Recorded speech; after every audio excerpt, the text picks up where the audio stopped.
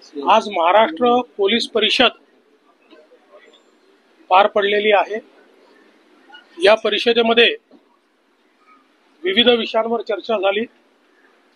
विशेषतः जे 3 नवीन कायदे देशामध्ये तयार झालेले आहेत त्या कायद्यांचं महाराष्ट्रातलं इम्प्लिमेंटेशन या संदर्भातलं एक सादरीकरण झालं। महाराष्ट्राने जो रोबस्ट महासायबर प्लॅटफॉर्म तयार केलेला आहे सायबर गुन्हे रोखण्याकरता त्या संदर्भातलं सादरीकरण झालं। महिलांवरचे अत्याचार, बालकांवरचे अत्याचार याची रोकथाम करण्याकरता, त्याचप्रमाणे अशा प्रकारच्या गुन्हे उघडकीस आणण्याकरता आणि अशा प्रकारच्या गुन्ह्यांमध्ये अतिशय वेळेत आरोपपत्र कसं जाईल या संदर्भातली एक चर्चा त्या ठिकाणी झाली। यासोबत ड्रग्सच्या संदर्भात कशा प्रकारची कारवाई चाललेली आहे आणि पुढे कशा प्रकारची कारवाई केली पाहिजे या संदर्भातली देखील चर्चा त्या ठिकाणी झाली। उद्योगांना कुठल्याही प्रकारे त्रास होऊ नये या दृष्टीनं आपल्याला काय करता येईल या संदर्भातली चर्चा झाली आणि त्यासोबत आपली जी फॉरेन्सिक कॅपेबिलिटी आहे ती आपल्याला कशी वाढवता येईल या संदर्भातलं देखील एक सादरीकरण हे करण्यात आलेलं आहे।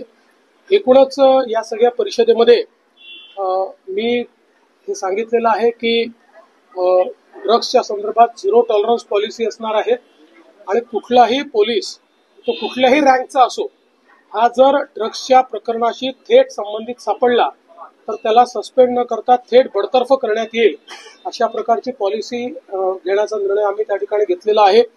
यासोबत महिलांवरचे जे अत्याचार आहे तर त्या संदर्भात वेळेत चार्जशीट दाखल होणं आणि कमीत कमी काळात चार्जशीट दाखल होणं या संदर्भात एक डायनामिक प्लॅटफॉर्मच्या माध्यमातून त्याचं ट्रॅकिंग आम्ही करतो आहोत आणि यासोबत विशेषतः नवीन कायद्याने लोकांची जी काही जप्त झालेली संपत्ती असते, एखाद्या क्राईम मध्ये सापडलेली संपत्ती असते, ही संपत्ती परत करता येईल अशा प्रकारचे आता तरतुदी तयार केल्या आहेत। तर त्या तरतुदीच्या अनुरूप देखील काम करून पुढच्या 6 महिन्यामध्ये पोलीस स्टेशन रिकामे झाले पाहिजेत, म्हणजे जो मुद्देमाल आहे तो मुद्देमाल लोकांना परत गेला पाहिजे याही दृष्टीने आदेश दिलेले आहेत।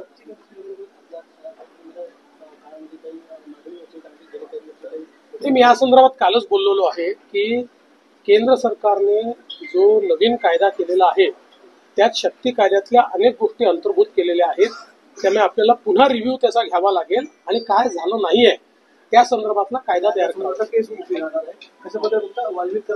आरोपी पोलिसांनी अतिशय प्रोफेशनल तपास केलेला आहे आणि नवीन कायद्याचा अवलंब करून योग्य वेळेमध्ये आणि संपूर्ण पुराव्यासहित आरोपपत्र दाखल केलेलं आहे। आता आम्ही कोर्टालाही विनंती करणार आहोत की ही केस त्यांनी फास्ट ट्रॅकवर चालवावी।